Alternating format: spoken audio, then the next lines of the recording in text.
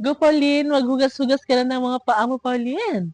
Yes, guys, si Pauline ay gustong-gusto talaga dito maglunay-lunay sa tubig.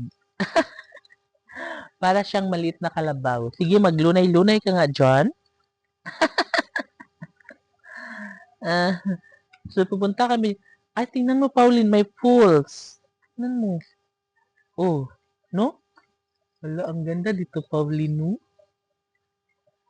So, masaya si Pauline, guys, kasi natuwa siya sa tubig dito, guys. Kasi para daw siyang pools. Gusto niyang maligo yata ni Pauline, no? And, ay, Pauline, karita, Pau. Puntahan namin dito banda ni Pauline kasi, ano, um, medyo ilang araw na akong nakapunta dito na area. Kasi lagi lang ako dito lang. And, yeah, dito banda guys, ay, uh, pupunta kami dito ni Pauline. Di ba? Dong, si mama ni mo dong, kinahadlok sa pabuto dong. Nga ni nahadlok ba si mama ni mo dong? Ano? Nahadlok yung ni mama niya. Hala guys, malalim na yung dito guys. Kasi, ano, ginawa na siya ng reprap. Hala, reprap na, day? Ano, day? Ayan, oh. Ayan, na reprap. Di ba? Hala ka do. Ano? Yeah. Siyempre guys. Hala, tingnan nyo guys, oh.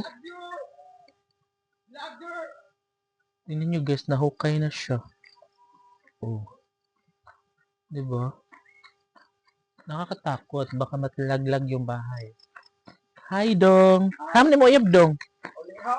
Uy. Bakit naman? Guess niyo guys, sinimula na siya.